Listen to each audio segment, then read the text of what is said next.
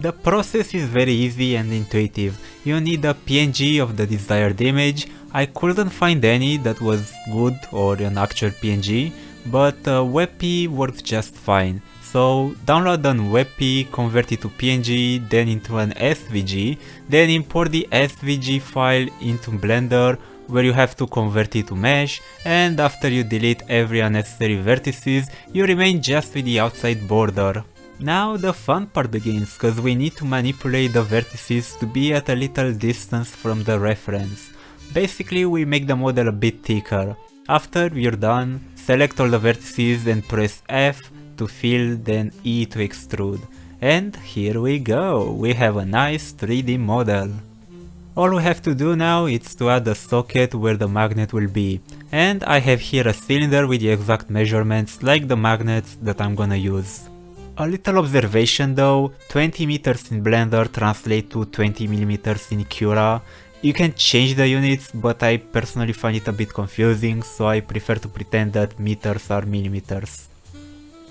However, our magnet reference have to be a bit bigger. 1 millimeter is usually enough, I use 2 millimeters. It's okay, I'm not gonna judge my past self here. Now select the model where you want the socket to be and add a boolean modifier and use the magnet reference as an object and apply. And that's pretty much it, you have a 3D model made after an image. But wait, you have to check the face orientation. The red means the face is the back, and that will create problems when you try to export to 3D print. Just select all faces by press A and then hold shift and press N. And you're good to go. Okay, now that the 3D modeling is finally done, our next step is to export the models and prepare to print them. Meanwhile in Photoshop I have all the PNGs I need. I also edited every unnecessary parts and check if there are any unwanted pixel, which is important because now I have to match the size of the PNGs with the models I 3D printed, which is actually pretty easy. All I have to do now is enter in Cura, and under scale you can see the width, length and depth. I only need 2 of those, and I can just copy and paste the values in Photoshop, and I have to do this for every single one of them. Also, I had to make a copy without the circle for the perception perk, just to see what are the sizes for the PNG. Anyway, after I finished, I placed all of them to fit on an A4 paper size. And remember when I said unnecessary pixels? Cause on a black background you can see the perception perk having some extra pixels, which also means that I scale it wrong. And it's not the only one. However, I fixed it and now I have scaled everything to be a little smaller.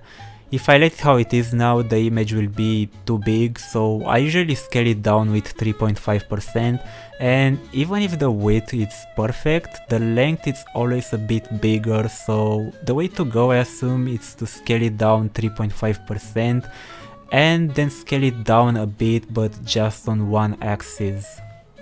So you will want to experiment with the scaling and see how it works. I always print a black and white sample for this. Speaking of which, that's the next step. Print a sample and see how the model fits the image. If you can cover the image with a 3D print, you should be good to go. To the left I have normal paper and to the right glossy photo paper. The glossy paper looks definitely better.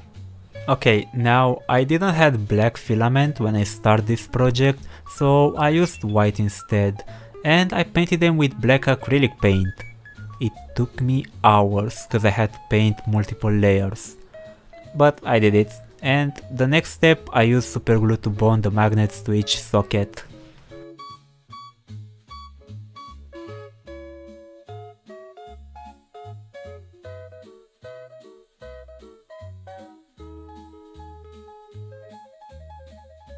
And it also took me hours to trim all the perks. And because the paper is white and my Fallout boys have black borders around them, I need to mask all the white edges with a marker.